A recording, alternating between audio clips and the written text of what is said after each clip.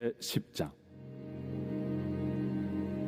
율법은 장차 올 좋은 일의 그림자일 뿐이요 참 형상이 아니므로 해마다 늘 드리는 같은 제사로는 나아오는 자들을 언제나 온전하게 할 수 없느니라.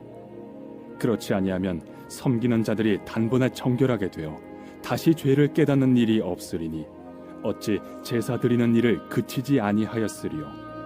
그러나 이 제사들에는 해마다 죄를 기억하게 하는 것이 있나니 이는 황소와 염소의 피가 능히 죄를 없이 하지 못함이라. 그러므로 주께서 세상에 임하실 때에 이르시되 하나님이 제사와 예물을 원하지 아니하시고 오직 나를 위하여 한 몸을 예비하셨도다.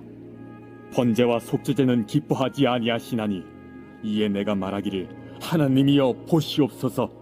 두루마리 책에 나를 가리켜 기록된 것과 같이 하나님의 뜻을 행하러 왔나이다 하셨느니라. 위에 말씀하시기를 주께서는 제사와 예물과 번제와 속죄제는 원하지도 아니하고 기뻐하지도 아니하신다 하셨고 이는 다 율법을 따라 드리는 것이라. 그 후에 말씀하시기를 보시옵소서 내가 하나님의 뜻을 행하러 왔나이다 하셨으니 그 첫째 것을 패하심은 둘째 것을 세우려 하심이라. 이 뜻을 따라 예수 그리스도의 몸을 단번에 들이심으로 말미암아 우리가 거룩함을 얻었노라. 제사장마다 매일 서서 섬기며 자주 같은 제사를 드리되 이 제사는 언제나 죄를 없게 하지 못하거니와 오직 그리스도는 죄를 위하여 한 영원한 제사를 드리시고 하나님 우편에 앉으사 그 후에 자기 원수들을 자기 발등상이 되게 하실 때까지 기다리시나니 그가 거룩하게 된 자들을 한 번의 제사로 영원히 온전하게 하셨느니라. 또한 성령이 우리에게 증언하시되 주께서 이르시되 그날 후로는 그들과 맺을 언약이 이것이라 하시고 내 법을 그들의 마음에 두고 그들의 생각에 기록하리라 하신 후에 또 그들의 죄와 그들의 불법을 내가 다시 기억하지 아니하리라 하셨으니 이것들을 사하셨은즉 다시 죄를 위하여 제사 드릴 것이 없느니라.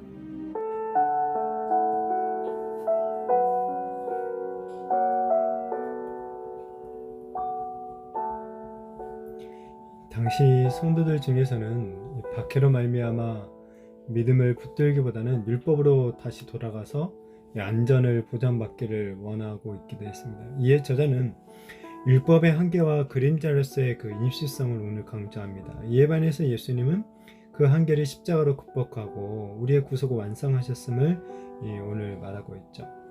율법은 장차 올 좋은 일의 그림자일 뿐이고 늘 드리는 같은 제사로서는 우리를 온전하게 할 수 없다라고 합니다. 율법이나 성전의 제사가 그림자일 뿐인 이유는 그것이 한 번으로 끝나는 것이 아니라 자꾸 반복되기 때문이죠. 그러니까 우리가 무엇인가를 완성했다라고 한다면 그것을 다시는 반복할 필요가 없어야 되는데 이 제사, 율법의 제사는 그렇지 못하고 계속해서 같은 일을 반복해야 되니까 이 불완전하다라는 것이죠. 율법에 규정되어서 매년 반복해서 드리는 제사들은 우리의 죄를 없애지 못하고 오히려 그 죄를 기억하게 하는 역할을 할 뿐이죠.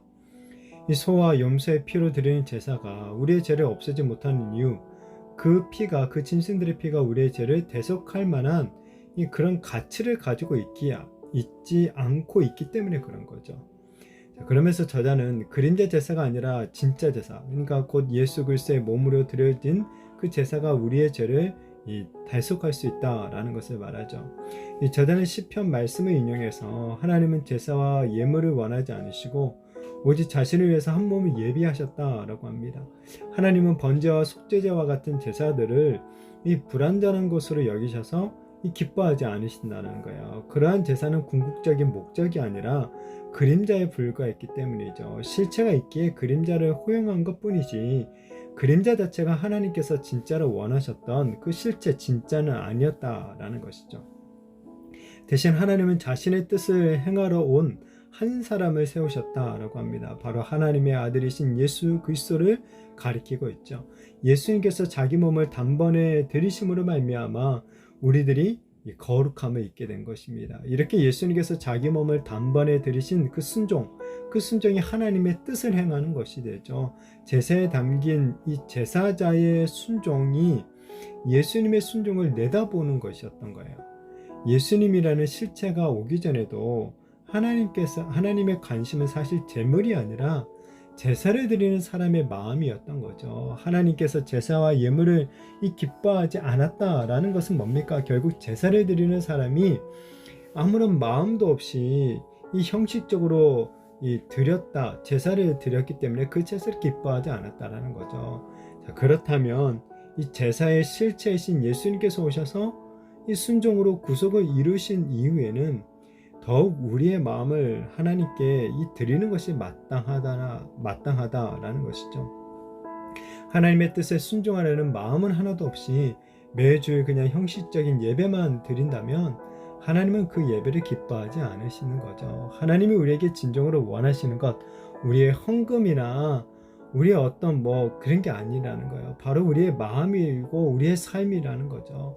그렇게 우리는 주일뿐만 아니라 매일의 삶에서 우리 자신을 거룩한 산제물로 하나님께 마땅히 드려야 할 줄로 믿습니다.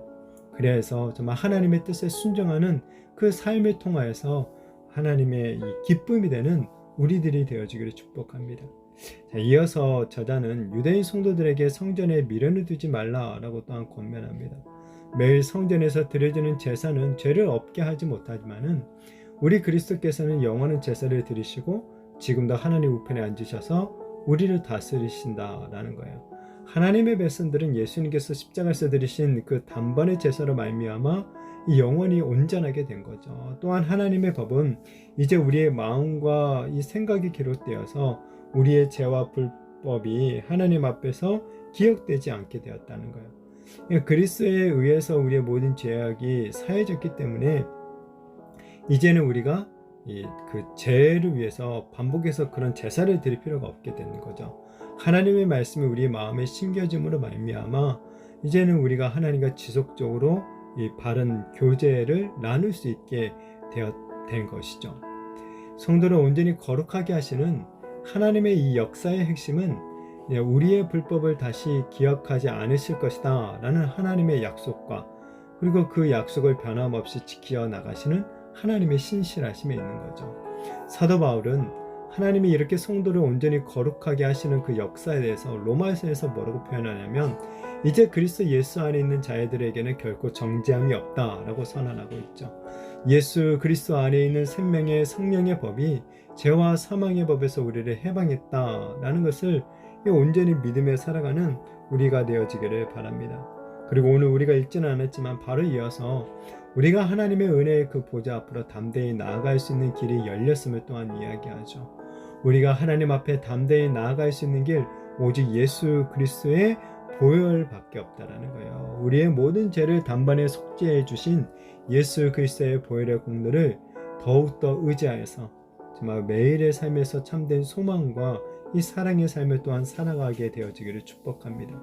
형식적인 어떤 의례, 예배 의례에 우리의 신앙의 기초를 두지 마시고 정말 우리의 신앙의 본질이 되신 예수 그리스도만을 더욱더 붙잡고 우리 예수님께서 하나님의 뜻에 순종하여서 놀라운 구속의 은혜를 완전히 성취하셨던 것처럼 우리도 이 주님을 본받아서 하나님의 뜻을 순종하는 정말 서로 사랑하며 선을 행하는 그래서 하나님이 기뻐하시는 그런 참된 이 제사, 살아있는 제사를 날마다 드리면서 살아가게 되는 저와 우리 모든 성도님들이 되시기를 예수님의 이름으로 축복합니다.